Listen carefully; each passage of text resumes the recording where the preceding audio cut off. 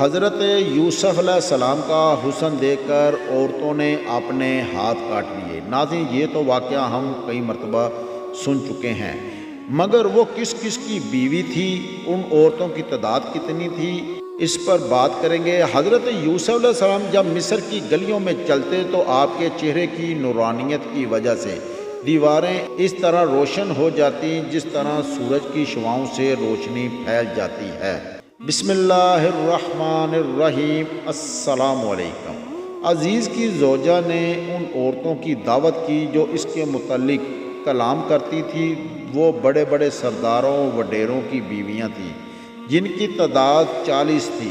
ان میں 5 عورتیں یہ بھی تھیں جو بہت باتیں کرتی تھیں۔ عزیز کو پانی پلانے والے کی زوجہ، وزیر جیل کی زوجہ، روٹیاں پکانے والی عورت جس نے اتنے عرصے میں حضرت یوسف علیہ السلام کو نہیں دیکھا تھا، عزیز کے جانوروں کے محافظ کی زوجہ اور دربان کی زوجہ۔ دعوت کی مجلس میں ہر ایک کے لیے نشست مقرر تھی، تکیے لگا دیے گئے، دسترخوان پر طرح طرح کے کھانے چن دیے گئے، پھل بھی رکھ دیے گئے، پھل یا گوشت یا خصوصاً لیموں کاٹنے کے لیے چھریاں بھی رکھ دی گئی۔ ہر نشست کے سامنے ایک چھری رکھ دی گئی۔ جب عورتیں آ گئیں، اپنی اپنی نشست پر براجمان ہو گئیں، تو عزیز کی زوجہ نے آپ علیہ السلام کو کہا کہ آپ اپنے کمرے سے باہر آئیں، ان عورتوں کی محفل کے سامنے سے گزر جائیں تاکہ یہ آپ کی ایک جھلک دیکھ لیں۔ حضرت یوسف علیہ السلام پہلے ہی اس عورت کی سازش کا شکار ہو چکے تھے۔ اللہ تعالیٰ نے آپ کو بری کر دیا تھا۔ اب یہی دل میں خیال گزر رہا تھا اس کی بات نہ ماننے پر کوئی نئی مصیبت نہ کھڑی ہو جائے۔ آپ کو مجبوراً نکل کر عورتوں کے سامنے سے گزرنا پڑا۔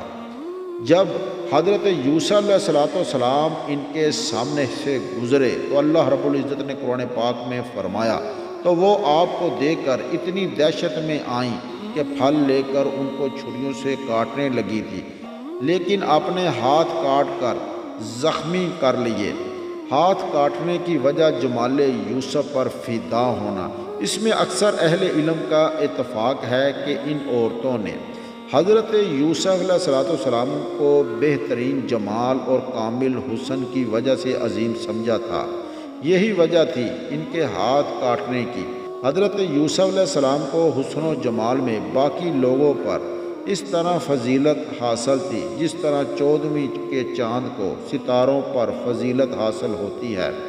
نبی کریم صلی اللہ علیہ وآلہ وسلم فرماتے ہیں، جب معراج کی رات مجھے آسمانوں پر لجایا گیا تو میرا گزر حضرت یوسف علیہ السلام کے قریب سے ہوا، تو میں نے پوچھا یہ کون ہے؟ حضرت جبرائیل علیہ السلام نے بتایا یہ یوسف علیہ السلام ہیں۔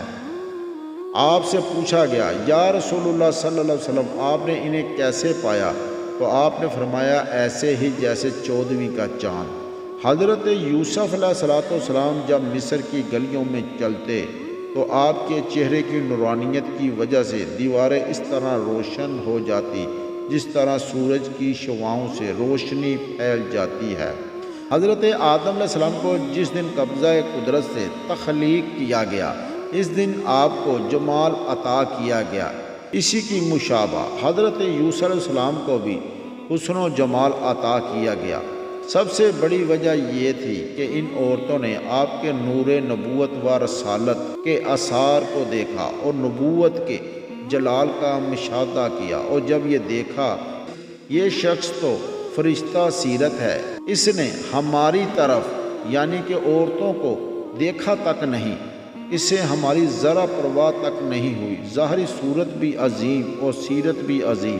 بس یہی دیکھ کر انہوں نے تعجب کیا اور فدا ہو گئیں، اپنے ہوش و حواس قائم نہ رکھ سکی اور اتنا سمجھ لیا کہ یہ کوئی عام انسان نہیں، یہ تو کوئی مقرر فرشتہ ہے۔ ہاں یہ کیوں نہ ہوتا جبکہ نبی کا مقام فرشتوں سے افضل ترین ہوتا ہے۔